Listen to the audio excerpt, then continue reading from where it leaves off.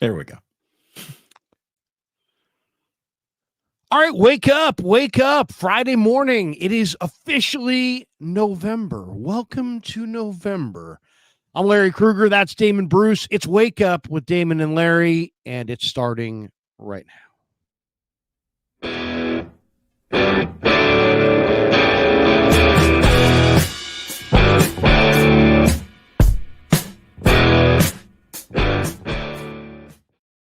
It is Friday, November 1st. I hope everyone had a great Halloween. The kids had a really good time at our house and in the neighborhood. I hope you feel the same way wherever you're watching.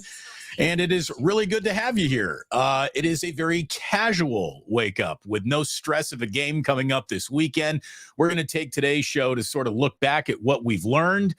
What do we think? What do we know? What can we prove? And we'll try to start predicting what the rest of the season might look like. We are brought to you by Sam's Chowder House, the best restaurant in Half Moon Bay. And if you are coming to the Bay Area for a 49er game, or really for any reason, making a day trip down to Half Moon Bay and Sam's Chowder House is a great decision. You'll be very happy that you did it. The drive down there and back from the city is absolutely beautiful.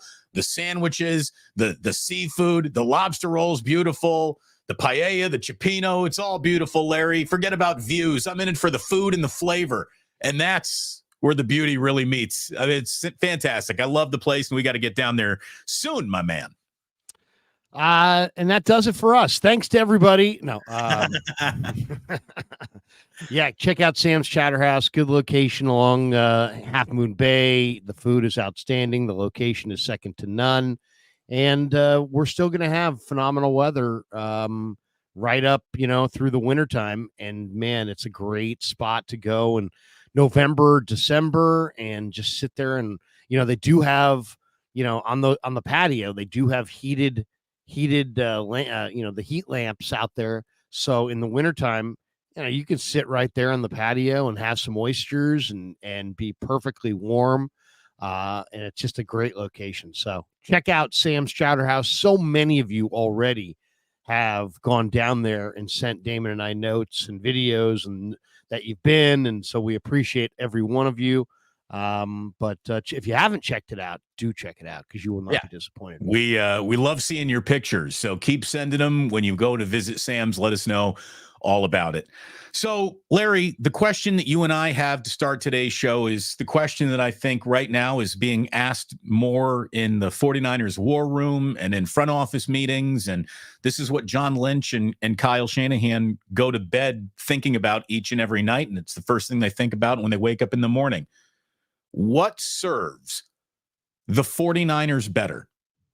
Pushing your chips in with a sequence of small trades or a big trade, pushing your chips in and further investing, chasing a championship in this year where there's all sorts of mixed data points to whether or not that is a good or foolish thing to do? Or is it time to maybe fancy yourself a little bit of a seller and maybe start making the moves that set up a better 2025 by being, by making some tough choices at the deadline? Well, it's an interesting question. It really is. Because in other sports, right, you would look at your situation and be like, are we in it? Are we out of it? I think their situation is twofold in that they're very, very much in it. Why? Because you can't divest yourself of your star players, in 5 seconds, right? So you have Trent and you have George and you have, Floyd and you have, some guys who have some age who are ready to win right now. There's also in this thing in football where you never look too far down the road because of the injury factor, the mortality rate in the game, how short careers are, Damon. I mean, I'm not telling you anything you don't know, but I mean, those are the factors. And then, so it's like the division becomes the other prevailing kind of thought. Are they better than Seattle, the Rams, and the Cardinals? And even though they're 4-4 at the bye, I think, yeah, absolutely. The 49ers, I think in a realistic evaluation, I think it's realistic to say the 49ers, even without Ayuk, even without perfect health, are the best team in their division. So I think they're not going to be in a sell mode because they're inside their Super Bowl window and they're only 4-4. Now, if they were 1-7 or 2-6, then I think you're right. All hope would be lost, and they might sell off a Mooney Ward, George Kittle. They could sell off a couple pieces with their cap in mind, in the future in mind. But I actually kind of think that they're in a mode now where I think they're going to try to help their team. I think they're going to try to make moves, but they're going to be the kinds of moves that are muted, as far as they're not going to be huge cost in contract, nor are they going to be huge cost in draft choice or compensation. So if they can if they can address their issues without impacting their cap significantly and without depleting their reservoir of picks, I think they're going to do everything in their power to get better. And I do expect them to make a couple moves. I think they'll be armed with that extra 3rd round pick that they have in next year's draft. And possibly, the price tag is very low on a lot of these trades. D-Hop went for a 5th. Deontay Johnson went to the Ravens for a late round pick swap. So I don't know that they're going to get a superstar or Myles Garrett or something like that. There was a Mike Tannenbaum this morning on ESPN's Wake Up had the Lions, projected to make a trade for to send their running back Jahmyr Gibbs plus 2 number 1s and a number 2 to the Browns for Myles Garrett, as just like, as a trade that he was throwing out there. I don't think that kind of move's coming their way, but I think they definitely could make a move or two. Probably history tells us they've made 7 moves, I think, in this regime at the deadline. And I think 4 of them have been for defensive linemen. So I would expect defensive line will be again where they'll try to add. And if I was guessing, if you said, make a guess, my guess would be Sebastian Joseph Day, who was here last year, plays in Tennessee, is having a career year, isn't going to cost you much. I think he might even be a free agent at the end of the year. The 49ers do love former Niners. They really do. And I don't love Sebastian Joseph Day, to be honest, but you know what? I could see them getting him. I could also see them saying, we don't need that position, but we do need a defensive end. And the name that I would kind of look at is Jadeveon Clowney. He's been around. He's in Carolina. The Niners and Panthers have made deals in the past, multiple deals. Lynch and I think their general manager have a good relationship. I could see Jadeveon Clowney, who's very scheme versatile and having a decent year. I could see Clowney being a low-cost edge piece addition at the deadline. I think that it makes a lot of sense.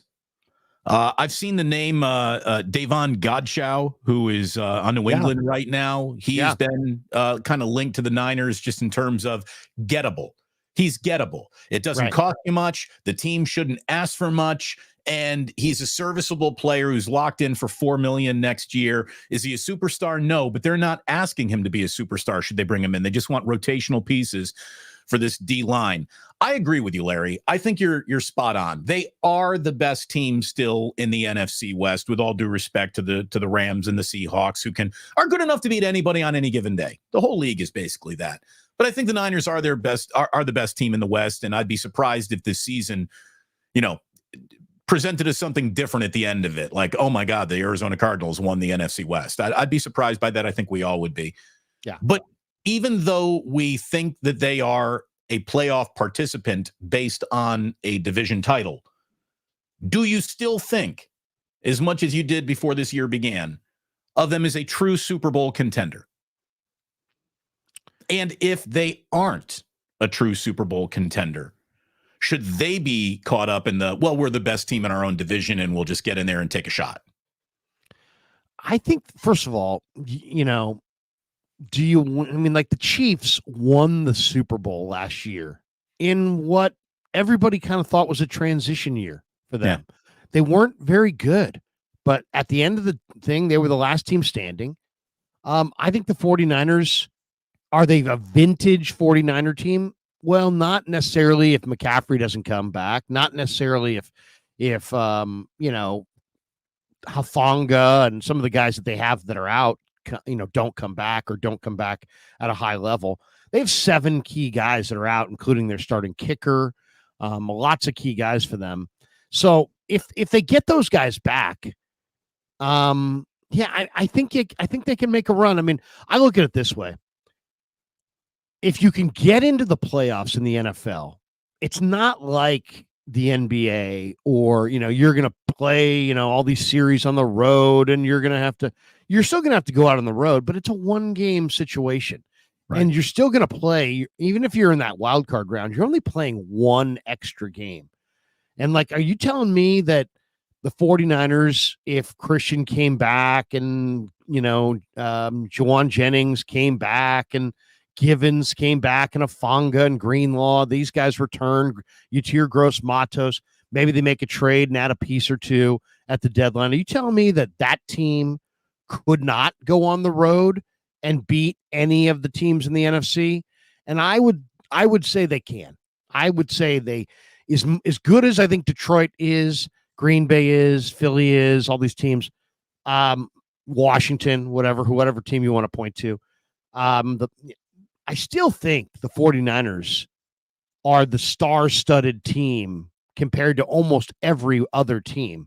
And then there's the other thing is these other teams are incurring their own injuries. So Aiden Hutchinson's done for the year. Who was it? Somebody just lost somebody big in the last week or so. These teams are losing players left and right. How about the Houston Texans? That's a good one. They just lost Diggs. Nico Collins is nowhere to be found right now, and everybody lost the Jets. I lost money on that, Larry. I talked about there's no way the Jets are winning this game. There's no way they should be given points or getting points. What the hell's going on here? This is just weird. I'm taking, I don't care if the game isn't New York. It's Houston's just a better operation right now than the Jets, and this is why it's called gambling, not investing. Well, and the Jets were favored. I actually got even cockier than that. I took the Texans on the money line last night. And I guess all I would say is, there are a few content creators that have put out CJ Stroud as he's the perfect quarterback. He's the perfect example. He was terrible last night. He was 11 for 21 or something like that, or he completed 35% of his passes, and he looked terrible. He looked absolutely terrible. So, you know what? Guess what? Really good young quarterbacks, and he is a really good young quarterback, have bad games. So remember that next time Brock Purdy has a bad game, it's guess what? CJ Stroud has had a bad game, and Steve Young I was there when Steve Young turned it over 5 times in his first playoff game against Washington. Joe Montana started 3-6. I mean, we've done this. We've had this conversation many times, but many of the NFL's Hall of Fame quarterbacks started slow. So Brock Purdy has started very, very fast. So let's just give him a little bit of grace when he loses a game like he did to Kansas City, and people are like, "Oh, he's not the guy." Well, are you taking that same energy this morning, making that same argument about CJ Stroud? Probably not. So all I would say is they all have bad games. Yeah, the percentage of 49er content creators who would have given up on Peyton Manning after year one is ridiculous. So there's a lot of young kids here who really don't know what they're doing in the amateur hour that is 49er content creation. Well, we all love Stroud. I mean, I love Stroud. I think Stroud's one of the best young quarterbacks in the game. It's one of those things. It's not a straight line to the top. There are bad games. There are bad moments. Mahomes gets into it. I'll say this about Purdy. I think Purdy has that dial, Damon, of risk reward pretty much, his whole career. I mean, from the beginning, a lot of guys need to learn where that dial is and then learn exactly where it needs to be set to. And what I'm talking about is the desire to attack downfield versus the desire to protect the football. That balance that every quarterback has to really find. They have to find the best quarterbacks find the perfect balance of risk reward. Brady did, Mahomes does. And Brock Purdy, I think, has been phenomenal at risk reward. He's aggressive. He takes chances down the field. He makes plays down the field, but he protects the football. Well, what happens when he's a little off? He doesn't protect the football. And the stat of the week, and I don't know forgive me if I said this earlier to you. I think I may have, I'm not sure. But Brock Purdy, when he doesn't turn it over this year, is 3-0. Brock Purdy in his career, when he doesn't turn it over, is 15-0. Right. That's staggering. That's not a Niner turnover stat. That is a Purdy specifically to him turnover stat. Right. So there have been games where Brock has lost the game and somebody else has fumbled or there's been a turnover. But as long as he is keeping it clean, 15-0. And you talk about the dial that he's looking for, and he's doing such a good job tweaking. I mean, he experimented with the knob as much as you're going to see from him in the first few weeks of this year, which I think led to some of the growing pains and maybe some of the red zone disappointment that has defined this year. So for a guy who is tinkering, he's doing a hell of a job while he's tinkering. Yeah. And what's happened, I think what we're seeing is the better teams, Kansas City this year, the Ravens last year on Christmas night. The better defenses speed him up a little bit. They're playing more man. He struggles against man, though he did have a much better game. I don't have his percentage, but he had a much better game against man-to-man coverage against Dallas than he'd had prior. So maybe he's showing growth there. And what are you also seeing? The prop that, I go with almost every week on better is the Brock Purdy singular rush stat. And it's usually between 7.5 and 11.5 yards on one run. And I always go with the over, and it's hit almost every time because over the course of the game, he's seeing man coverage so much that when they turn their head on the quarterback, he's going to run, and he'll run for 12, 15 yards. And it's hit. I mean, it's hit every week. He makes good choices. Again, you need to be able to process things and move things quick in your mind and with your feet. And he's got a quick mind. He's got quick feet. And again, I believe in Brock Purdy. I know that there's a group out there who doesn't. When I what are we going to talk about today? I said we're going to talk about what do we think, what do we know, what can we prove? I think we know that Brock Purdy is a true NFL starting quarterback now. Like, some people are so pot committed to wishing he weren't for their own credibility, right, that they refuse to, use observable reality to change how they feel about the situation. The experts, the people who know more about football than I do, than you do, Larry, like people who played in the league, there is a unanimous 100% vote that Brock Purdy is the real deal among people who understand football for real, not just on YouTube. So, what do we think? What do we know? What can we prove? I think we know that Brock Purdy is truly the real deal. Like, I am out of the purgatory of, what do you think he's going to be? What do you think he's going to? I think he's going to be a 15-year NFL starting quarterback who could probably win multiple Super Bowls. That's who I think he is. Yeah, I mean, I would tend to agree. I think that he's a really good young quarterback. I don't know what else I would say about him as far as I don't want to necessarily put, he's going to win this, he's going to win that, because I really do believe that the winning is kind of a team thing. But I think he'll win a Super Bowl. I do. I think he will win a Super Bowl for the 49ers. And I think he will lead them there. I don't think it's going to be like, oh, well, he'll be along for the ride. It's not going to be Peyton Manning with Denver kind of a thing. It's going to be they're going to win the Super Bowl, and Brock is going to lead them to it and through it. I really believe it's going to happen. I think he's a really good young prospect. Not only that, I think he's an unbelievable face of the franchise. When you really think about what Deshaun Watson has done in Cleveland and some of the guys who have had problems. I mean, Zach Wilson in with the Jets and his media, trials and tribulations, and some of the young quarterbacks who have kind of, even just this week with Anthony Richardson, who I love as a prospect, but Anthony Richardson's really, really young, right? So he didn't play a lot of quarterback. He's kind of has a lot more running back skills. He's still 6'3", 240 with 4.4 speed, but he's completing 44% of his passes, and he begged out of a game with fatigue.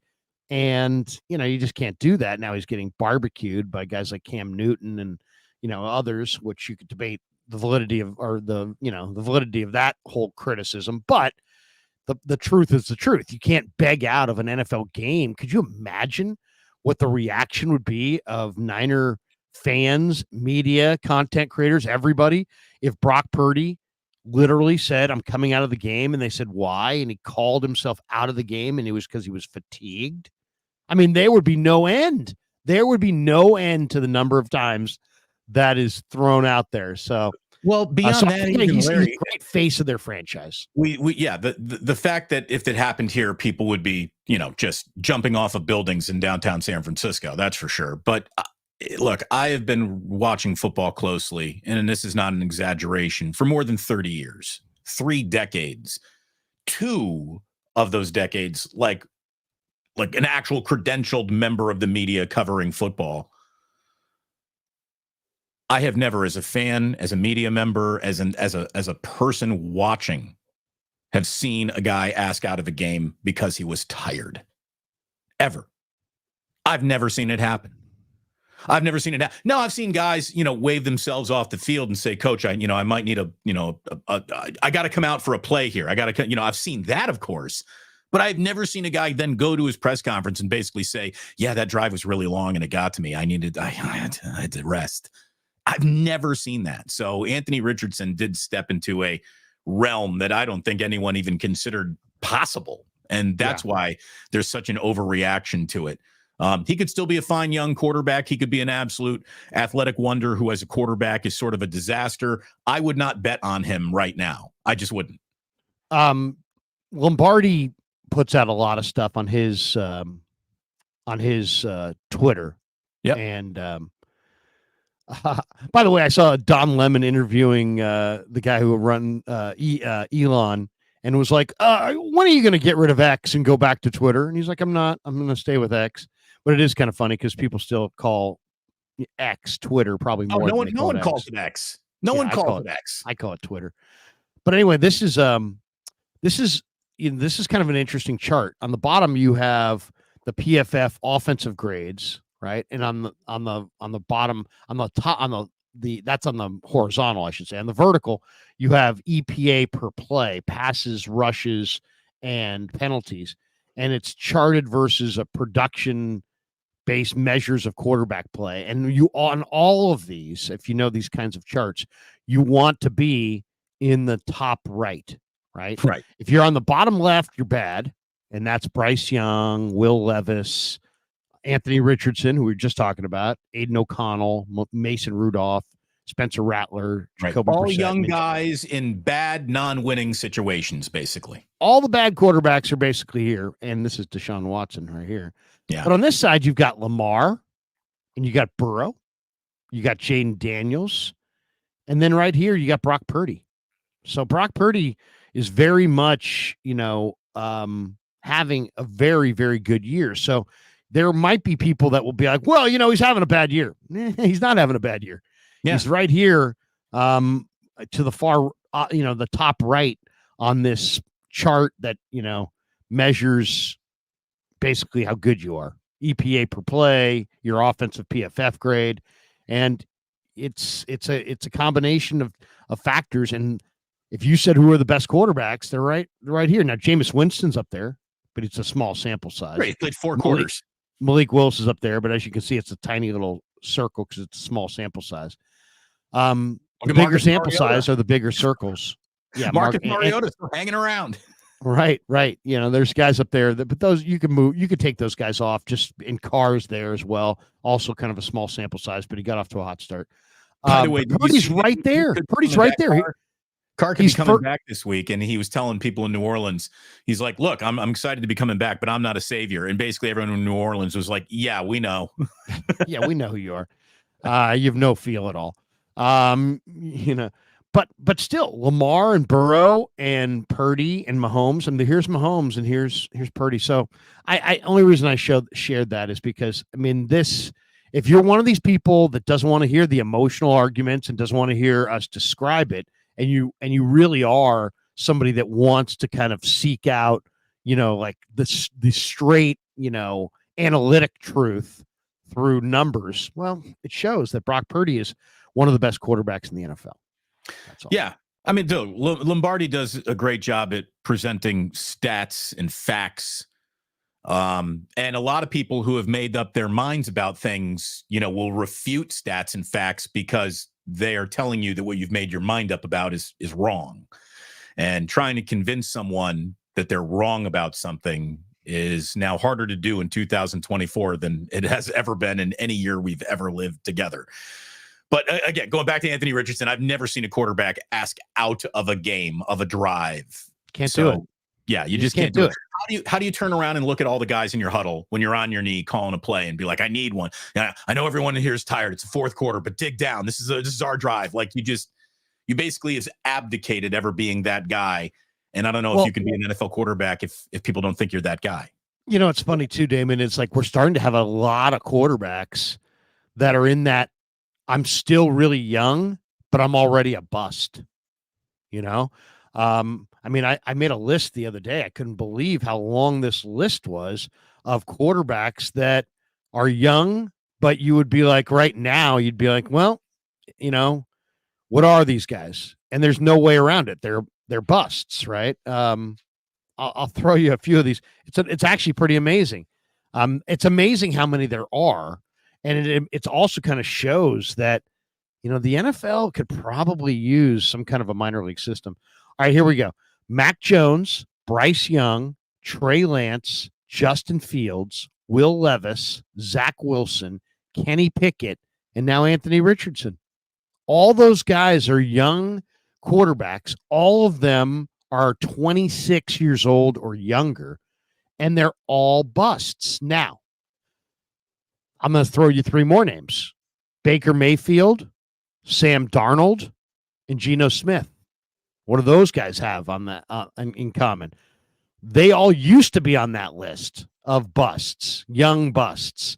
But now Baker's, is establishing himself in Tampa and looks really, really good. Darnold, heck, who knows? He might lead the Vikings to the Super Bowl.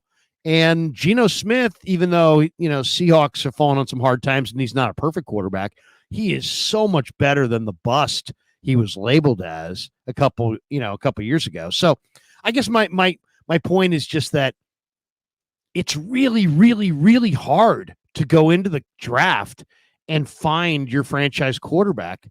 I almost think that when I look at Darnold and Baker and Geno, and that I'm, instead of hunting in the expensive pay retail aisle, I would rather go to the TJ Maxx aisle. I mean, where's Justin Fields and Mac Jones and Zach Wilson? They're Marshalls. They're basically the equivalent of TJ Maxx. It's Ross, like quarterbacks. Ross. You're not going to find the guy, the shirt that you want and the size that you want and the color that you want. But if you can get the right size and the right style, but it's not quite the right color, you're paying $9.99 for a shirt that at Nordstrom's is going to literally the same shirt's going to cost you like $60. So why do people go to TJ Maxx? Because it's like the same thing, but like you have to kind of hunt around for it, right? It's like right. You can't go there knowing that they're going to have exactly your shirt in every particular size and every color, and you just tell them, I want this shirt in this color in this size, and then somebody goes to the back and hands it to you. That's not the way it works. It's like there's men go look through the racks of shirts and maybe you'll find something. Well, if you do, I mean, that's kind of like the NFL reclamation project quarterback list. I'll be totally honest. I think Mac Jones could reclaim himself and have a career. I think Zach Wilson might be able to reclaim himself and have a career. And I think Richardson might be able to reclaim himself and have a career. And I would be interested in all three of those guys. Because guess what? Let's just say that things broke differently last year, Damon, and Brock Purdy got hurt for 5 or 6 games, and Sam Darnold didn't just play one game at the end. He actually played 5 or 6 games. What if Sam Darnold played the kind of ball he's playing this year for the Vikings? Well, the Niners then could have signed him and traded him. They could have traded Purdy and kept him. I mean, if you want to turn your franchise around fast, hit on a quarterback that you don't need and then have another quarterback that you can trade for assets. That's the fastest way to build a roster there is in the league. So all I'm saying is, you know what? If I'm one of these teams that's given up on these young quarterback, these raw, former first round picks, if I'm Shanahan, I take my, decide which of them I like you did with Darnold, and do that again. Bring him in. Yeah, Brock's not going to like it, but guess what? You got a guy there you reclaim, and then if Brock does get hurt and Mac Jones comes in and plays 7 games and looks great, guess what? You're going to be able to trade Mac Jones in the offseason for a first or second round pick. Yeah. And that's how you build. I mean, at this point, if you're the Niners, you've missed on 7 first-round picks. You traded a bunch of players for Hargrave. You've had your regular assortment of injuries. Your depth has been kind of, depleted a little bit. If you want to build going forward and actually win a championship in this regime, you may have to find another quarterback and then turn that quarterback around in your system and then trade that quarterback for assets. I mean, to me, it's something that not only should they consider, I think that should be part of their plan. Yeah.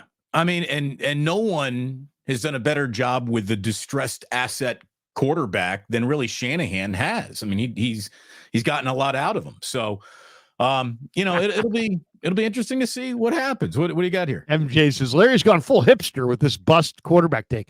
I call me whatever you want. That's fine. It's just my take. I really do believe that Baker and Darnold, there's a Baker and there's a Darnold and there's a Mayfield in that list of quarterbacks there that I just gave you. I'm not sure which one it is. I have my own guesses, but like if you told me the Niners had Mac Jones, I bet you Mac Jones would play well for them. Yeah. Same with Zach Wilson. I really believe these guys would play well for them. I bet you put Bryce Young right now, who was the worst measured dot on that chart that we just looked at, right? He was the worst dot there was. You put him, you take him from the worst situation in football and put him to one of the more competent situations in football. I think you would perform much better. There's just no doubt about it. So look, back to the Niners. Yes. And Christian McCaffrey's level of participation that we're going to get for the remainder of the season. Can they be true Super Bowl contenders with anything less than a fully functioning Death Star in Christian McCaffrey? I think they can. But it's going to take some creativity and some luck and some improvement. And when I say that, I mean the luck has to come in the form of Jordan Mason's shoulder joint, AC joint has to subside or go, that injury's got to go away. So Rendo's got to continue to show us improvement week to week. He's got to just keep doing what he's doing, which is he has improved as it's gone on. And then I think they need to go find another back. And I think it's totally doable to find another back. I mean, Pierre Strong, Deontay Foreman, there's any number of guys, really. There's a bunch of guys out there that they could get. So, yeah, I do think I think they can win without Christian making a comeback. I don't.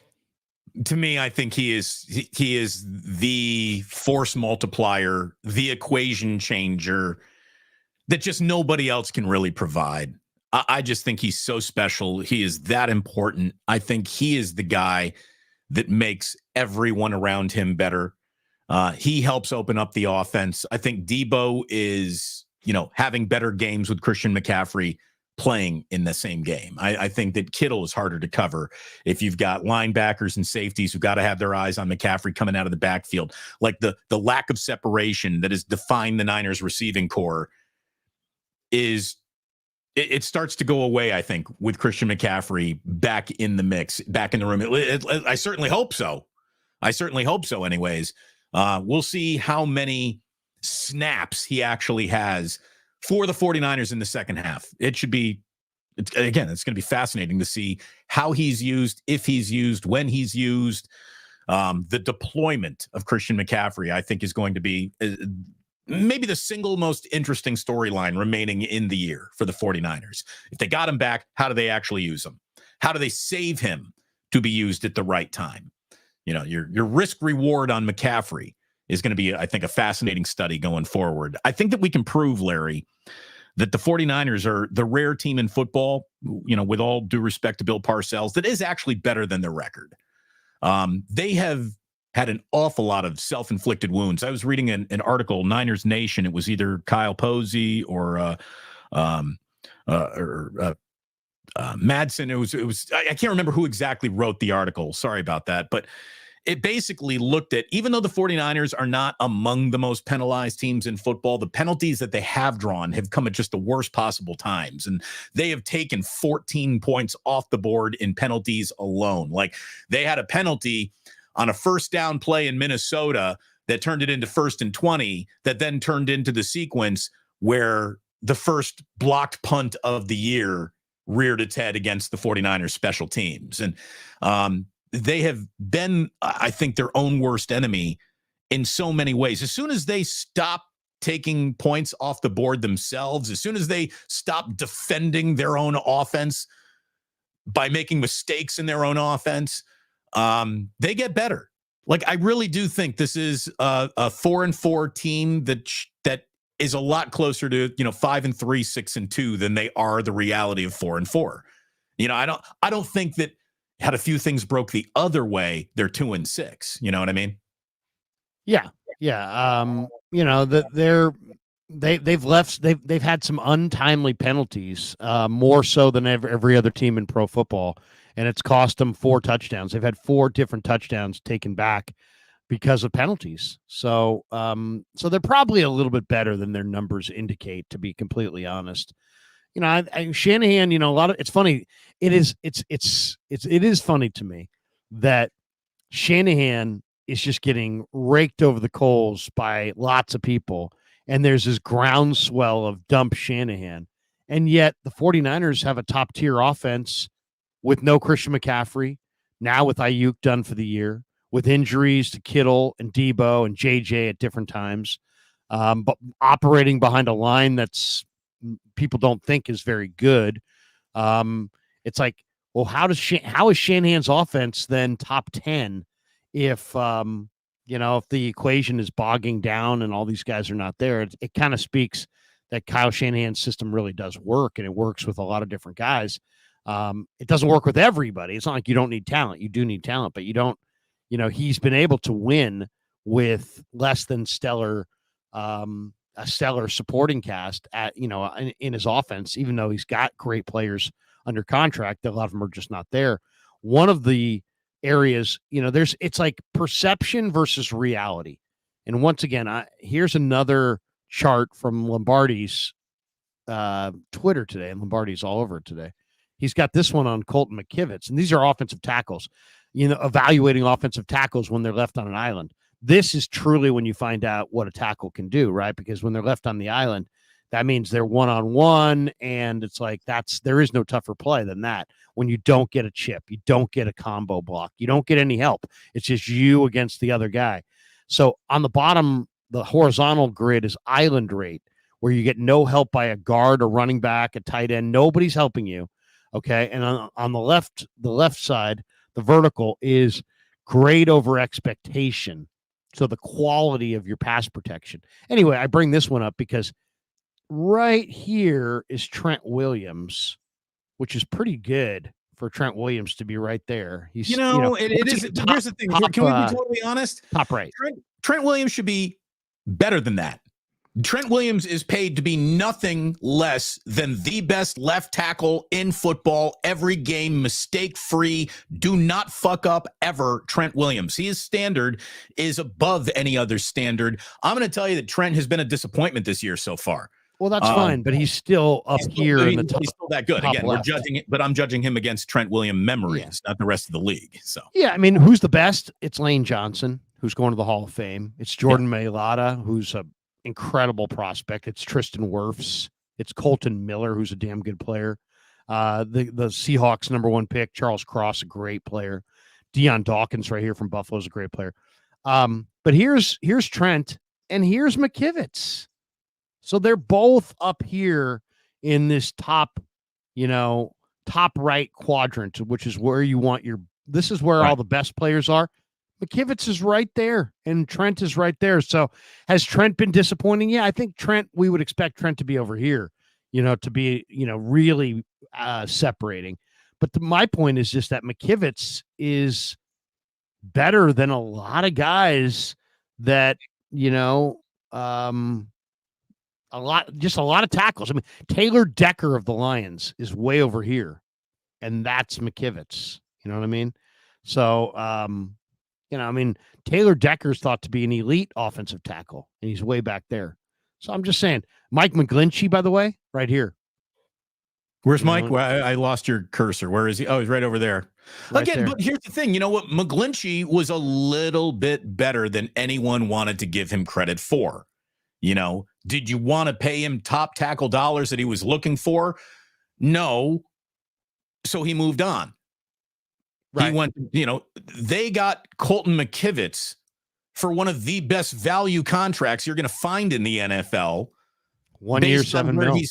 Based on where he's playing right there on that graph, all of those guys are $20 million a year tackles, except for one, right?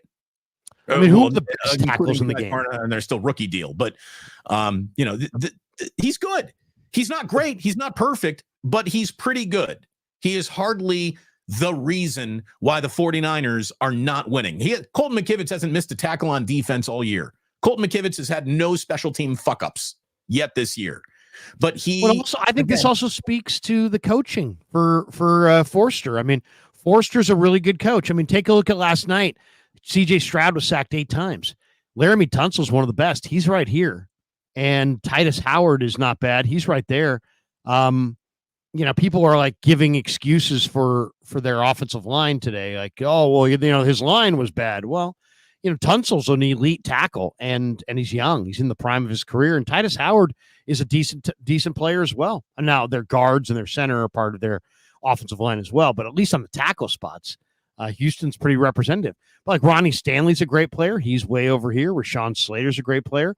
He's high on the vertical, but has not been on the island as much, or left alone on an island. What it shows here is that these guys get left on the island the most. And so Philly basically lets Lane Johnson and Jordan Mailata go one-on-one all the time. And the Niners kind of do as well. They actually let McKivitz and Trent Williams go one-on-one more than you'd think. Anyway, I thought it was interesting. Just the fact that I think most Niner fans, if I said to you, here's the graph, you go put, where's Trent? They'd put Trent over here somewhere, and he's down there. And they'd put McKivitz way down here somewhere. And look where he is. He's up there. So that's all I'm saying. No, I think it's a very good point. And again, what information silo do you sit in every day? Do you sit in an information silo where it's just everything the 49ers do is wrong, everything is bad? I didn't see a Super Bowl won today, so today was a bad day for the Niners. Or you don't watch the film and you're just like, I know Colton, I know Trent Williams is an elite player, and I know Colton McKivitz, based on his money and where he was drafted and his career arc, is not an elite player. So I won't watch the film. I'll just box score it and then just start throwing out accusations. I don't even have the time or the energy or the hustle to watch the film and study it. So I'll just take a guy who I don't think has a great pedigree and I'll just crap on him without watching it. And that's when you do that, you miss out because you didn't watch it, because none of these guys stay the same, and they don't, and it's not linear. They don't play exactly at their level all the way through. They, this is life, and this is also life in the NFL. Right. Look, you talk about pedigree, and this is why Brock Purdy's everybody's favorite punching bag, because it's very easy to identify the last pick in the draft as someone without pedigree, and betting against the last pick in the draft takes no talent or no guts at all. It's the easiest bet you'll ever make. So people loaded up on it. And then they found out that they bet on the wrong horse there. So they just try to prove that they might have been right, when every single week Brock is out there basically proving you're all wrong. So many of you were wrong. By the way, like and subscribe. It's great to have you here. Thanks to Sam's Chowder House for sponsoring, as always. You just had Trent Williams, who, again, he's got a good position. His position on that list, Larry, would be even better Had he had a normal offseason, had he been in training camp, had he hit the ground running in stride week 1, not needing oxygen at the end of the game because he had just started playing football that afternoon, that brings me to another point and observation of this season so far. And what the Niners, my entire show yesterday was about the biggest lesson to be learned so far from this season that can be applied going forward. Now, the lessons aren't like get better on special teams or have a really good rookie draft class, because that's not a lesson. That's you hope that's the goal of every year. To me, the number one lesson that the 49ers need to start applying to the way they do business is how they do business with their selected, we do not want them to go players. And I know that Brandon Ayuk was a hard to define sort of position this year. And the argument could be made, look, they had the offer that he took a month to think over before he agreed to it. So I'm going to almost let him go on the Brandon Ayuk thing. To me, the Trent Williams thing was absolutely fucking ridiculous. The very moment, the day Trent said I'm holding out is the day that a deal should have been done. And if you say, well, Trent wanted to hold out because he didn't want to go to training camp because he's a vet, well, believe me, that deal can be worked out with handshakes and backdoor agreements throughout all of training camp. Just get him in, get him ready, get him caught up. What was gained by holding out Trent Williams, by not agreeing instantly with a new contract for Trent Williams? Because you're still paying sticker price for him. You didn't save any money. You actually cost your team games and W's that you could have put in the bank already, and had this whole season not been defined by Mike Silver's bad vibe columns. I hope the number one lesson that the 49ers take forward, Larry, and apply to their remaining seasons that we cover this team is, if you got a player that you don't want to fuck around with, don't fuck around with them. Just sign them. Get them in. This whole, well, it's their process. The Niners historically have been slow to negotiate. I mean, George Kittle said that 500 times, talking about, Brandon Ayuk in every offseason interview he did. Change that. All right, change that, 49ers, because I don't think you're helping yourself as much as you're hurting yourself with this standard operating procedure of we wait late until training camp to give extensions. I don't think it's helping. So I hope that is one thing that they change going forward, is that when you got a player you want on your team next year, you get them into training camp happy with the contract done, and not go through another offseason like this. If I could have a lesson learned, and that's a good one, by the way. If I could have a lesson learned, it would be, don't extend for non-skill position guys. Don't extend for Javon. There's not a huge difference between DJ Jones and Evan Anderson. There's not a huge difference between Javon Hargrave and the Kevin Givenses of the world. So don't go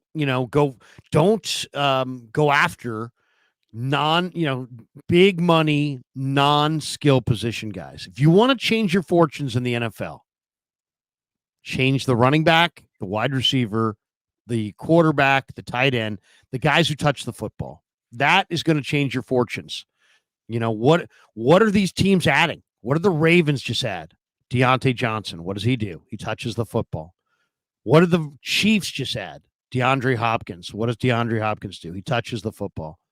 The best teams, if you want to change your team, change the guys who touch the football, and value those guys, but don't fall in love with everybody on your roster. I think the Niners, kind of to some degree fall too much in love with their own guys. Just, move on and rebuild, keep building. But the bigger one is, don't go all in on a guard. Don't go all in on a pass rushing tackle. I mean, and if you do, you better get a true game wrecker. They went all in on Hargrave. It burned them. Right. And they're still paying the price. Look at it this way. Any day you can sign Reggie White, do that. If it isn't Reggie White, maybe hold off a little bit, Yeah. And I mean, you get burned. You get burned on that second tier. How much longer until we're looking at Nick Bosa in the light of there's a contract that's no longer worth it as opposed to the production that he's giving. I mean, when is already? He's not as good as he was. No, he's not playing as well. Johnny Pressure. He's Johnny Pressure. He's paid to be Johnny Sacked Your Ass. Yeah, but here's the thing. It's a line. It's a group. It's a group effort. It's a group project. And it's like right now, like Nick Bosa is like the A student who's part of a group project, and he's still doing all the work, except the guys in his group project are not really holding up their end of the bargain. I mean, Floyd's had a couple good games, but that's why they need, to me, they need Jadeveon Clowney. They really do. They need Hassan Reddick. They need Azeez Ojulari. They need Trey Hendrickson. They need an edge rusher. They need Trayvon Walker. They need an edge rusher because Leonard Floyd is older and he can do it in spurts, but they don't have any depth behind them. Drake Jackson's done for the year. They're using Sam Aquinu inside, as a defensive tackle and obvious pass rushing down. So since he's inside, you're only 3 deep at defensive end. It's Beal and Bosa and Floyd. So and Floyd's older. So I think it has to do with the fact that Hargrave's been a disappointment. They don't have an interior rusher that's really dangerous. And Matos has done nothing. I mean, he's been non-factor so far. He's been hurt. Yeah, that's really hurt the team this year. Yeah. They're just hurt by the fact that, you got to speed up the quarterback. And if you can't speed up and they've got so many young DBs. Now, the young DBs are playing well, but they're playing well despite the fact they don't have a ton of rush. The numbers show it too. In Niners Nightly this week, we went with a couple numbers that I thought were pretty amazing. Now, the Niners only missed 4 tackles against Dallas, by the way. Through weeks 4 through 6, they were averaging 14 missed tackles a week, and they missed 17 against New England. So they did clean that up a little bit. But here's the number, Damon. The Niners ranked 26th in the NFL at third down conversion defense. They're only getting teams, they're allowing a 44.1% third down conversion rate. They're 26th in the league on third down defense at getting off the field. So, I mean, that's heat up the quarterback and move him off his spot. So there's a bunch of guys out there. I mentioned Azeez Ojulari, Trayvon Walker, Hassan Reddick, Trey Hendrickson. There's also Zadarius Smith, Arden Key, Jadeveon Clowney. Go get one of those guys. Because to me, especially when you have all these young DBs, you really have to help those young DBs out. Renardo Green, awesome. Malik Mustafa, awesome. But they're right now, they're still young guys. If you can somehow speed up the quarterback, you might be able to get that defense cooking to the level where you could go to the Super Bowl. They need Dre Greenlaw. They really need Dre Greenlaw to come back in December and just be like, hey, daddy's home. And everybody's badass quotient has just gone up 3 rungs on the ladder because that's how much of a badass I am. You're more of a badass because you're playing next to me, and it's badass by osmosis. That's what the Niners need out of Dre Greenlaw when he gets back into the room. Larry, Kev is suggesting to me that we not wait till the end for the supers because some people don't go the whole hour. Sure. So let's hit a couple supers. We'll do some right here. Okay, well, this is not a super, but this made me laugh. Clarsard said, "You're a Krug Show OG when you remember the Telmetrics ad." So, Larry, I started that one when I saw it, and I put it into the super because I remember that. That's how long I've been watching, brother. Telmetrics, baby. Telmetrics, exactly. Got a couple new sponsors today, actually, believe it or not. So we won't announce them today, but we set them up today. Fuji Simeon 13 says, what teams should be on watch if they lose this weekend to see if they start selling off assets and be potential trade partners for the Niners? Well, that's a good one. I don't know if there's any one game that is going to change the prospects so dramatically for a single team fancying themselves like, oh, we were going to be a playoff team. Now we're not. Well, and not everybody's going to sell. Like the Raiders I don't think are going to sell. I don't think the Raiders are going to sell anymore. They got rid of Devontae, but like all these people going, oh, they're going to move Max Crosby and Jacoby Myers and Robert Spillane and Colton Miller. They're going to move. No, they're not. They're Here's not the going thing: to move. the Raiders are too poorly run to make a good decision like that, right? The Raiders are too poorly run to make a good decision like that, and that's the same thing about the Dallas Cowboys. The Dallas Cowboys at 3-4.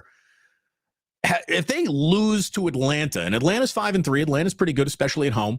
So if the Cowboys go to 3-5, it should be sell-off time. What do you got? What could you get? But Jerry Jones is too stubborn to do that. So I think that the Cowboys are disqualified from this conversation. Maybe the Dolphins officially enter this conversation. They go to 2-6, even with Tua back with a loss at Buffalo. Maybe they would change the way that they feel about themselves. If the Browns catch another loss and the wave of Jameis Winston changing the room, good tides, washes back into the sea as quickly as it hit the shore. I could see the Browns fancy themselves a little bit more as sellers. The Patriots already think of themselves as sellers. Maybe the New York Giants, they lose to the Commanders, but everyone— They're sellers. Yeah, everyone pretty much knows who they are, and I don't think this week's results change anything that dramatically for anybody. Well, I don't know. I would probably disagree. I think there's a couple teams on that bubble. Like, for example, I have a buddy who covers the Dolphins in Miami. He is absolutely guaranteeing that Tyreek Hill is going to get traded by Tuesday. Did Omar Kelly, by the way, is that your guy? Which would be a huge— what's that? Omar Kelly, is that happening? Is that your guy? No. Okay. I have two different Dolphin sources who cover that team who say that Tyreek Hill is going to get dealt. So the Dolphins, I think, are absolutely— they're 2-5. If they fall to 2-6, they could be a seller. I think the Jets and Patriots, I don't think the Jets will do anything, but the Jets and Patriots could be sellers. The team that I think is the team to watch is the Bengals, because they're 3-5 and they're in a division with the Steelers at 6-2 and the Ravens at 6-3. If the Bengals fall to 3-6, the odds of them running the table are not good, and they have T. Higgins. So there's a lot of people speculating that they could be a team. Forget about money or how he would fit into the cap. Give me your trade package that the 49ers should send to Miami for Tyreek Hill. Well, I did bring this up last night to Dieter, that I think that Tyreek Hill is exactly the piece that the Niners need.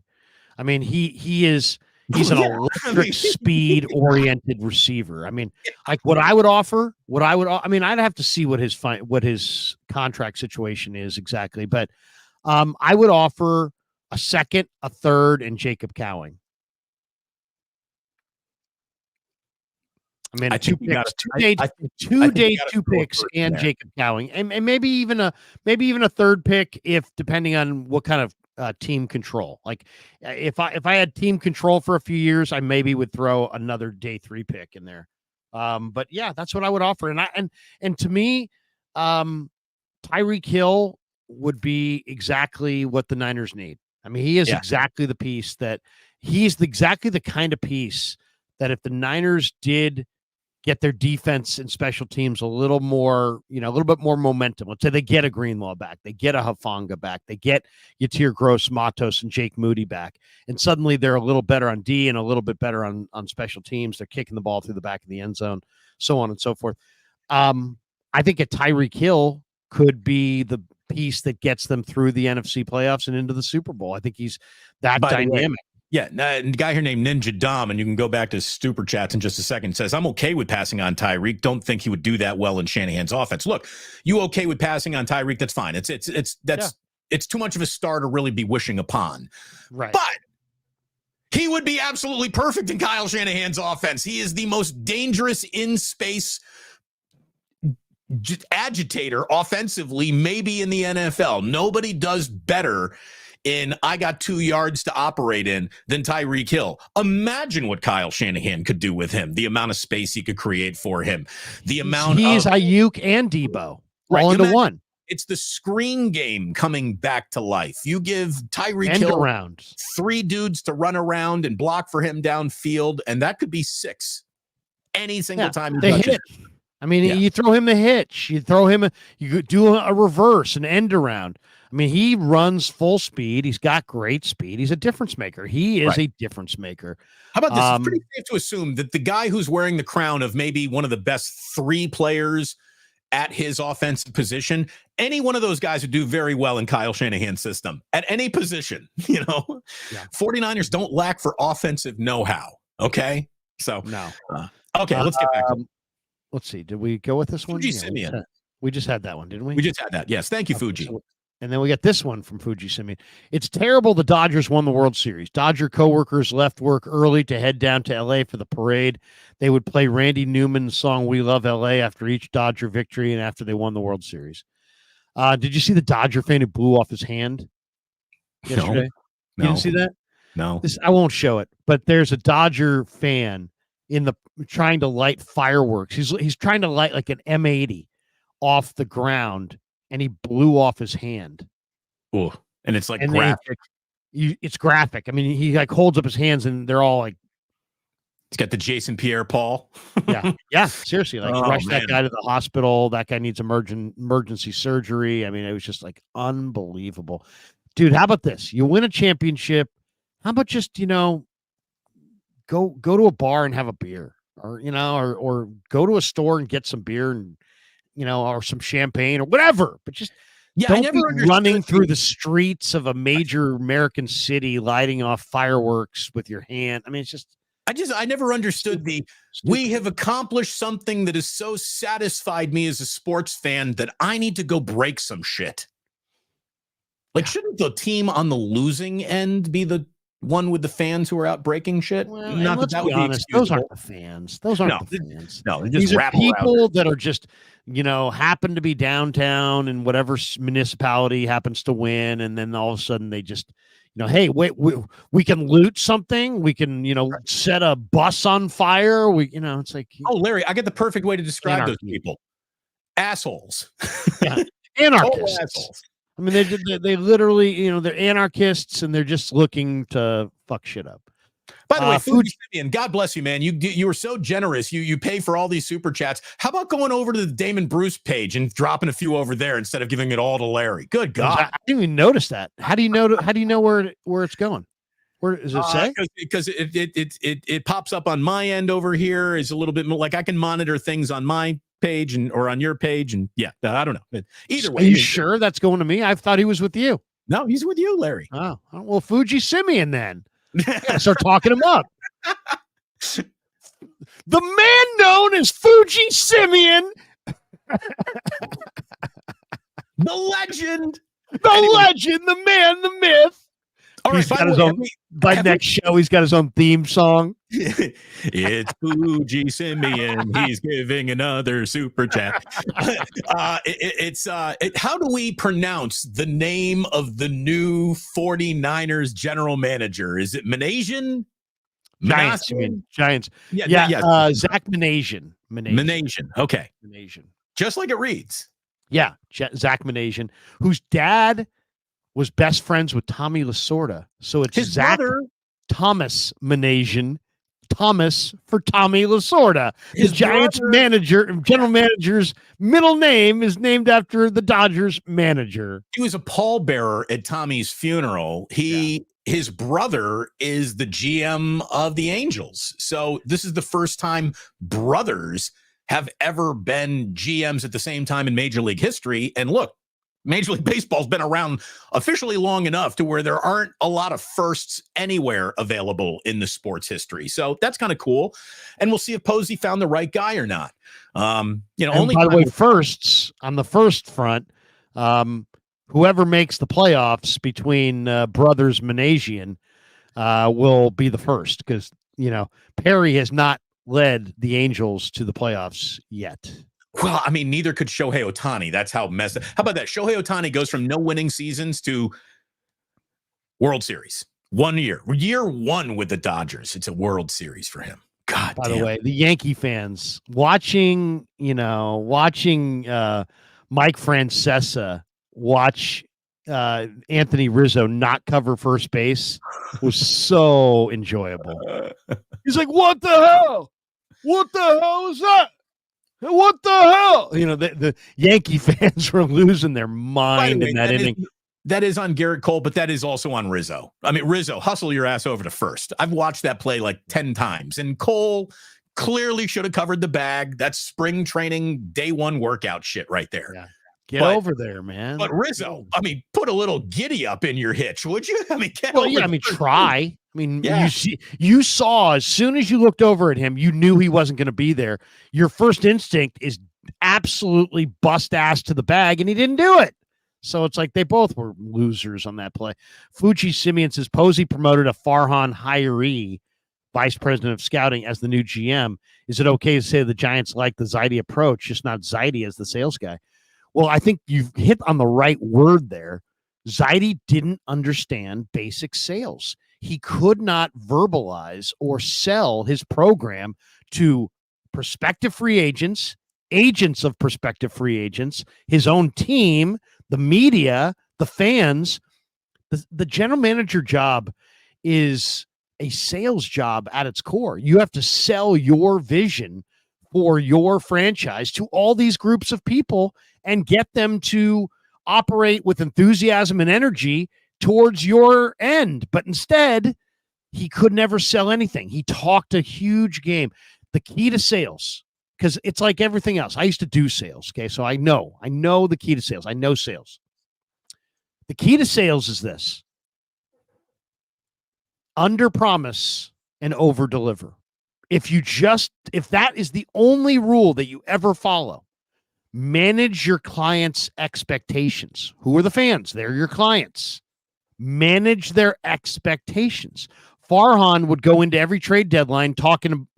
There is no stone that's too big. There's no, we're going to try for the biggest and the brightest. And then he would get AJ Pollock. Right. You can't talk a big game. I would advise Buster and Zach Manasian and everybody with the Giants, go after the biggest names. Tell us when you land them. Right. Well, don't tell us until you land them. Hey, how about this? You and I both were there. We covered Buster Posey. We were there for all of it. I can't remember a single thing he ever said, not once. Buster Posey, the baseball player, I could tell you an awful lot about him. Buster Posey, the quote, nothing. Just absolutely nothing. He was just very matter of fact, and I don't think he is going to be the public frontward-facing, overselling guy. You know what's really funny about Zaidi too, Larry, is that, I would listen to him with Tolbert and Copeland or doing interviews with you even, right? And he always came across really well in the interview, but then I would hear he's very good. A buddy of mine is like really good friends with Brandon Belt. And so I would I'm now identifying, I probably shouldn't have done that, but okay. So Brandon Belt would constantly tell his buddy, who would get back to me, like, just Zaidi's terrible at talking to the team. He's terrible at talking to the agents. He is terrible to get on the phone. He's like Jimmy Garoppolo. You can't get a call back from the guy. He's impossible to find when you need to get him on the phone the most. And I was like, really? Because he doesn't come across like that in the interviews that I'm listening to. He doesn't. That doesn't seem like he would be attached to that. But that was it. Agents didn't like dealing with him. Players didn't like dealing with him. Players on other teams, agents on other teams, agents and players on his own team didn't like dealing with him. So that ultimately was part of the downfall too. Yeah, I mean, ultimately you can't make a million moves that are inconsequential. I mean, he just, it's great. I mean, it's great to, I hate to say this because it makes it sound like I'm really want to tear into the guy, but he used the 25th man on the roster and the 40th man on the 40-man roster, kind of the way that I use my final roster on my fantasy team. I'm constantly changing out the last guy on my roster, trying to pick up the running back that had a good week, the receiver that had a good week, looking for incremental improvement. But guess what? That's fine. That's fine to do. It's called like, you're working kind of the back end of your roster. Okay. That's fine. But it has to come with other creative deals and significant deals. And until this year, they didn't make any. And so I just think that, Dog said it on TV the other day, or maybe on the radio on KMBR. He's like, the Giants have to stop getting involved in these high profile free agent pursuits. It's one thing to look your fans in the eye and say, hey, we're going to go after the best players. The fans want to hear that. But you have to, inherent in that, or what's expected in that, is you have to land some. Otherwise, it's just a gigantic negative commercial for why nobody wants to play for you. So what I suggested yesterday on Twitter was like, I love the idea of signing Juan Soto. I love the idea of signing Pete Alonso, right? I mean, they're big name guys for sure. I'd love the idea of signing Corbin Burns. And by the way, Burns pitched in Milwaukee. Manasian comes from Milwaukee. Burns pitched at St. Mary's. Maybe they'll sign Corbin Burns. Just an idea. But what they really need to do, it's like the Giants missed out they lost out to the Dodgers in the offseason, but they focused entirely on the loss of Ohtani. The guy that they really lost out on was Teoscar Hernandez. Yeah. The Dodgers signed Teoscar Hernandez. Teoscar Hernandez had like 35 RBIs before the end of April. I mean, he was absolutely their offensive guy in the first month or two of the season, and he had a great year. He's a free agent again. Go after, instead of make a proactive strike early in free agency, like day one, and overpay for a Teoscar Hernandez the way you kind of overpaid for Matt Chapman. Why? Because if you have Chapman and Teoscar Hernandez, now when you go to call Soto or Alonso or other guys, they're like, hey, wait, well, yeah, I might go there. The biggest overstated part of the Giants' struggles was how dangerous the city of San Francisco was. That was the most bullshit line. That was the line that that's the coverall excuse that's really not applicable. What I know, baseball players, they're not worried about the safety of walking from their house or their apartment or their condo to the ballpark in San Francisco. I've been in every major city in America. Don't tell me San Francisco, south of Market, is the most dangerous area there is. That's bullshit. That's not true. It's a lie. What those players didn't sign, the reason they didn't sign with the Giants is because they lack protection in the lineup. It's not protection on the street. It's being naked and unprotected in the Giants lineup. And that's the problem. That's why Buster went and signed Chapman before the end of the year, extended him. That's why. I think that's why he's going to make a proactive early free agency strike for a big name guy, if not the biggest name, a big name like a Hernandez, because hitters are telling them, I'll go there. You're going to have to overpay me because free agency, you always got to overpay. But I'll go there and I'll even sign there long term, but I need some protection in the lineup. So I really think that's really a key thing for hitters. Yep. Yeah, no, without a doubt. And look, you can't offer me a ballpark that's going to gobble up my stats and no protection. Right. It's why they have success signing some pitchers, because that's a very safe ballpark for a pitcher. Pitchers love pitching at 24 Willie Mays Plaza. They love the get right spot for pitchers, but it's not the get right spot for hitters. So you do have to sign the hitters to big money long term. You're not going to. Yeah, that's a perfectly said. You're not going to get the hitter to sign the 1 year prove it deal to come there. He's going to go to Arizona. He's going to go to any number of ballparks that aren't Dodger Stadium, Petco, Oracle. They're not going to play in the NL West if they want to have one big year. You're right. I want my warning track power to turn into 6 more home runs this year. Well, then 24 Willie Mays Plaza is the wrong ballpark for you, because that's so that means you got to pay those guys in that park. That means you got to pay those guys, because that means that their next contract is probably not going to be great. So that means that you're almost going to have to give them huge money on the current contract. Otherwise, there's no incentive for them to come to you. So, I mean, I think Buster and Manasian will be better than Farhan. But I'll say this, though. I do like the fact that they're not just gutting the whole thing. They're keeping, they kept an in-house pitching coach. They went in-house on Manasian because they realized that Farhan did some real positive things. They don't want to start from absolute zero and tear the thing down to the studs. They're trying to take the positive of the last regime and then just kind of graduate beyond that. I think it's the right plan. We'll see if it works, but I think it's the right plan. I know for a fact that we've spent too much time on this topic. Let's move on. All right. No doubt. Oh, wait, let's see. We didn't read. Fuji Simeon says, did we get that last one? Wait. Yes, we just went through that one. That's what we just got. Okay, so now Posey promoted at Farhan Hyrie. Okay, we read that. We already got it. Okay, now we got this one. Big Tone says, Larry, I want bust quarterbacks, fast receivers, Larry, and you're being called Davis, I believe. It's Damon. Thank you. But you can call him Davis, I guess. One of my good friends as a little kid was named Davis. Larry, I want bust quarterbacks and fast receivers, Larry and Damon. There you go. Max 707 says, Larry, how many hours do you sleep on average? Well, that's a good question. I usually go to bed at around 1, and I usually get up around 9. But I also get up earlier on Monday, Wednesday, and Friday. I get up at 8. And then on game day, of course, I usually get up early. So I'm getting up usually around 8 or 9, and I'm usually going to bed between 1 and 2.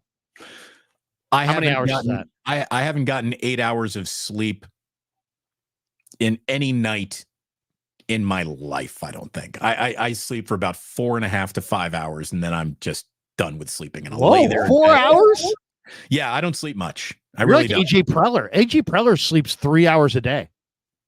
Well, I've always said me and AJ Preller are like the same guy. I mean, you need a certain amount of sleep. My whole thing is like, I do crush naps. I get up early when I got things to do. If I don't have things to do, I could sleep till 10.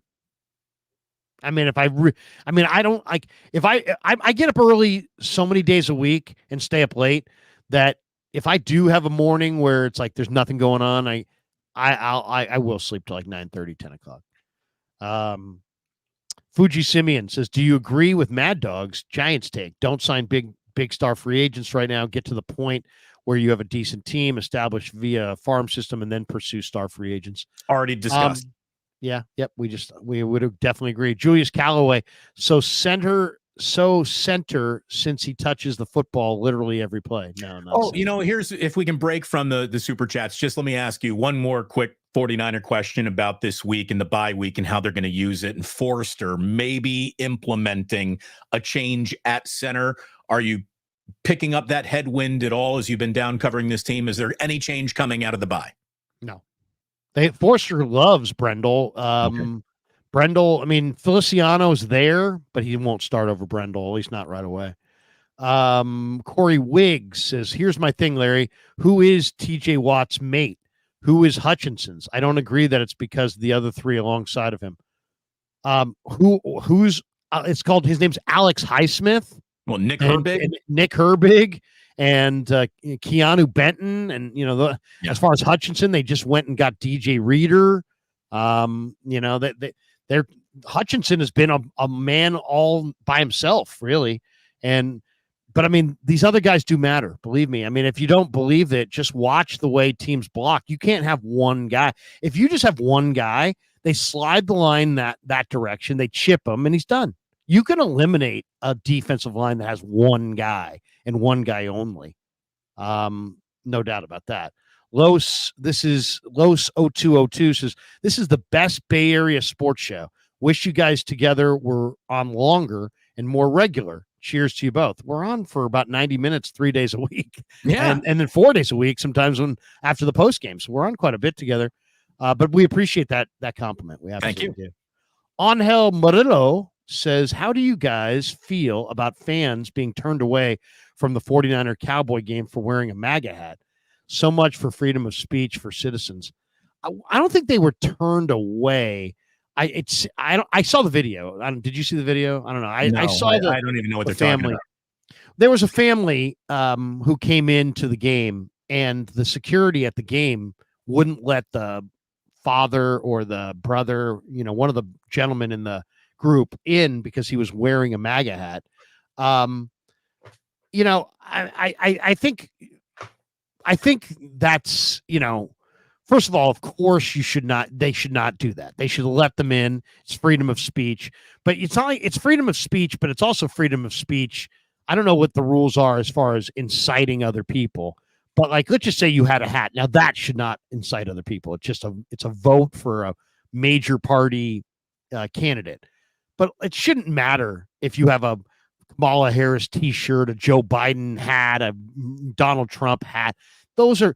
But if you had like a swastika on your hat, or you had something true, then yes, they can. You're going to cause fights and a huge thing. And so I'm sure that they were trying to keep the people out because they felt they would cause some kind of a huge, brawl or some kind of fight. But it's a sensitive time right now. It's with the election coming up in a week, and it's a bad look. It's just a bad look. It's a bad look for the Niners. It's a bad look for the security. It's like, really? Are we going to be that set off by a hat? But people are very charged. It's a very politically charged time. But I did see that, and I think that what happened was security came over. They talked to the people, and then like the security's boss came over and said, "Oh, I apologize. You guys can go in." So obviously there was some error made by the initial security. You know what almost offends me more as a parent who is teaching his kids to read right now is when people are allowed to like walk into a thing, 40 fucking Niners. Like, look, I am very much going to be voting for Kamala on Tuesday next week, but you have the right to express yourself anyway. Like, if you want to vote for the other guy, you go ahead and vote for the other guy. That is your right as an American citizen. You want to promote that? Okay, go ahead. I think it identifies you as someone who I don't want to get into it. But what it really does is it shows that everybody's engaged. I mean, there's a lot of engagement right now. Like to me, like if you're wearing swear words on your shirt, like that shouldn't be allowed. Somewhere where I walked into Costco. I walked into Costco on Saturday, Damon. A guy in front of me is walking in, and he's got a black T-shirt on. The back of it said "F Joe Biden." Now, whatever. I'm an adult. I don't care either way. But I did kind of think of somebody like yourself because my kids are older and they don't care. But your kids our brains are forming and they're well educated, and they're now seeing words, and every time they see a word, they think about it. So I do think that there should be some level of decorum, people, on what you're as far as shirts, right. Putting a bunch of swear words on there, or it's just a little much. It's a little. How about much. a little discretion? Can we have some discretion in 2024? I would say this: stop using terrible language in front of kids. Stop putting terrible language on T-shirts that you wear in public. Stop fighting in front of kids. I mean, I can tell you as a little kid, when I can remember going to the Giants team parking lot for after a Giant Dodger game on a Friday night. I was in like the 5th grade, and a gigantic brawl broke out. And, we got caught up in it, right? Like, we were just standing right there, but like 2 guys on our right started fighting 2 guys on our left, and we're in 5th grade, and we just got caught up in this brawl. Like, literally, I'm getting stomped on, and people are falling on me, and nobody was hitting us, of course, but we got caught in the middle of a brawl. Well, Damon, I had like nightmares about that for like 3 years because it was like the first time I'd ever seen like up close mayhem like that, right? Just true mayhem. We're swearing and fighting and violence and blood and and it was scary. And it was scary at the time. And all I would say is, come on, man, don't scare kids. I'm not a fan of scaring children. Don't scare children. It scars them. The single worst thing I've ever seen done to a kid at a sporting event was Candlestick Park, 49ers and Saints playoff game. And this guy who was, from New Orleans, whatever, he was walking in there and his daughter was with him and he was a Saints fan and his daughter was dressed like a little Saints cheerleader. She was adorable. She was 7 years old. And these 30, 40-year-old 49er fans were saying, fuck your daughter, that fucking whore, fuck you Saints. And I literally couldn't believe it. I literally couldn't believe it. If I had had my wish to have all those guys just drop dead of heart attacks right there, I would have wished it on them. How could you do that to a little girl dressed as a cheerleader because you root for the other team? Like, give me more fucking my dad raised a shitty person vibes. Like, let's just try to maintain a level of class. I mean, that's it was all. disgusting. I didn't think that even existed among 49er. I could not believe it. And you know what? I mean, it's okay to be like, hey, bro, I don't want to fight you at this game. I mean, I don't engage in every single time. I mean, every single time someone challenged me to a fight in my life, I didn't take on all comers. It wasn't like, oh my God, I'll fight but sometimes you fight because you have to. But I mean, there are a lot of people that like to. And the bottom line is it's you never know what can happen. Your head's going to hit the back of the cement. You're going to go down. You're probably going to have some kind of serious injury. I mean, come on. Can we learn from Brian Stowe? Can we learn from that terrible situation at Dodger Stadium? That's like, you know what? It's okay to just be like, hey, bro, fine. You're tougher than me. Way to go. You're tough. You don't have to sit there and blood and guts and fight it out to the death in section 120 at a Niner game. And I'll tell you right now, the players think you're all jackasses. They really do. I mean, the players love the fans, but if they think the fans who fight at the games are idiots. You're not winning their respect. You're losing their respect. Cosmin says, Cosmin Cozy Codes, it's awesome to hear you guys talk Giants. It gets kind of boring hearing about the same 49er topics over and over and over and over and over and over and over and over and over and over and over. Yeah, the last thing YouTube needed was another who do you think the Niners are going to trade for show today. So hopefully we gave you something different than that. Well, I talk Niners because I'm passionate about Niners, but you guys know me. I'm passionate about the Warriors and the Giants too. Big Tone says it's your obsession for fast receivers like Al Davis. No. Here's the thing about receivers. I don't have an obsession with fast receivers. I have an obsession for the 49ers to add a fast receiver because the 49ers, you need complementary receivers. Like the Chiefs had Xavier Worthy, so they didn't need a fast receiver. They needed a move the chains guy. They got DeAndre Hopkins. So receiving cores have to complement one another. Everybody can't be a possession guy. Everybody can't be a go route guy, but you need a complement. The Niners have the underneath receiver. They have the 5 yards within the 5 yards of the line of scrimmage receiver. They don't have Ayuk anymore. He was their deep guy. So they could really use some speed. That's why I said that for the Niners. Blood Moon says tight end 2 is a must. Njoku, Garrett Wilson's price just went up after that game last night. Yeah, I mean, Garrett Wilson would cost you a first-round pick, but if I were the Niners, I would offer my first-round pick. Why? Because I think the Jets are stupid enough to take it, and also look at the Niners next year. They're not going to have I would say, if you said, right now on November 1st, what are the Niners going to look like next year? My guess is CMC is going to come back. He's going to play. He's going to give the Niners whatever he can this year. And he's going to rupture his Achilles. So that would be my guess of how that's going to go. I don't know when he'll rupture it, but I think he will at some point. Especially since it's 2, right? He could rupture 1 and then have 1 that's still dangling. So I just think there's a chance that next year you could go into next year with no CMC, no Debo because you can't afford him, and no Ayuk. So if you had Garrett Wilson, if you could get him, he would be your best wide receiver next year. He might be your most explosive weapon. I think the Jets might be dumb enough to trade him. I would offer my first-round pick. By the way, how about the 49ers coach up Mason Pline or one of their backup tight ends and get them ready to play some football this year? How about that? I'm not relating that to what we're talking about. Is that what do you? Oh, you mean instead of Njoku? Njoku's a must. Yeah, I mean, okay. Yeah. I mean, I love Mason Pline, and he's coming, but and I would force feed him a little bit and get him out there. I agree with you, Damon. A tight end that could catch the ball might be. They have a bunch of. It's weird. They've got Willis who can catch. They got Saubert who can block. It would be nice if they had a little bit more of an all-around second tight end as opposed to just, true backups. We got KR says, love the stories The zeros at the stick were wild dog days. Those were something else. They really were. Yeah. Travis Stewart says, I knew there were reasons I don't agree with DBV. Oh, very much, I guess. Very much. All right. No, sure. Hey, Okay. you know what? We're not running for office. So, maybe that's why he said he doesn't agree, because you said you're going with Harris.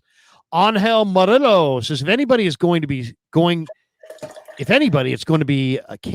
Cortland Sutton. Did you see Peyton cussing him out on the sideline? I think Sutton is done in Denver.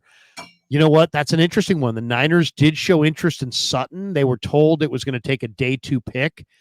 My guess is the Niners probably were hoping for a third, and that Denver probably wanted a second. The Niners probably said no. But yeah, that number may have gone down. That ask may have gone down. If you could get Cortland Sutton for a 5th round pick, you might do it. There's a lot of speculation about them. Is having a terrible year. I don't know if that's Bo Nix or how he fits. I don't know, but I am not a fan of Cortland Sutton this year. I don't know if look at it this way. If you do add Cortland Sutton, you're going to need to add another wide receiver next year too. So, yep. So those are all the supers. There it is. There you go. We're an hour and 30 minutes in. We probably should call it right here, because I'll be streaming. I forgot that it's Friday. I've been doing Fridays from Levi's. I'll be streaming in 7 minutes with Chase Sr. So all right. Probably should call it a day. Well, then we'll tap out right here and right now. Thanks, everyone, for watching. Larry, I got a kind of an interesting day. We're going to do a little Sports Phone Friday.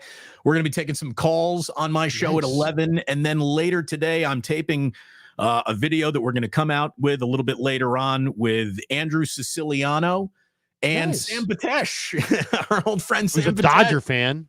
Yeah, we'll probably talk about that just a little, but we're going to kind of give NFL midterm grades beyond just the 49ers.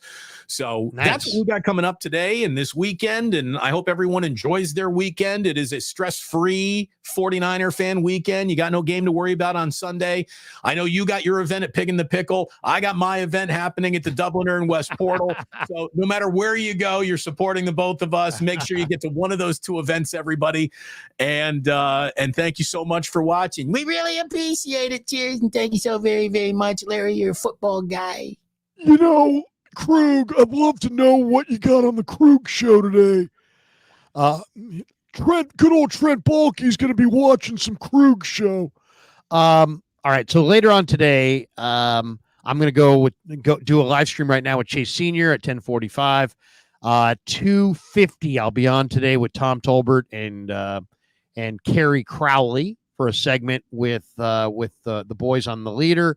And then at 6 p.m., Niners Nightly on KMBR. And the guest tonight is the great Jesse Sapolu is going to be in the house. So I'm looking forward to that tonight at 6 o'clock. And that's going to do it. Tomorrow, we're going to do a call-in show in the morning and the 49er forecast tomorrow on KMBR at 10 a.m. And Ira Kaufman is going to stop by from Tampa, and we'll take our first look at the Buccaneers. And then Sunday, join me from noon to 6. I'll be a Pig and a Pickle, and we'll just be eating barbecue and drinking beer and hanging out. So, good show. Good show. Thanks to Sam's Chowderhouse once again. We'll throw their video one last time. Thanks to Sam's.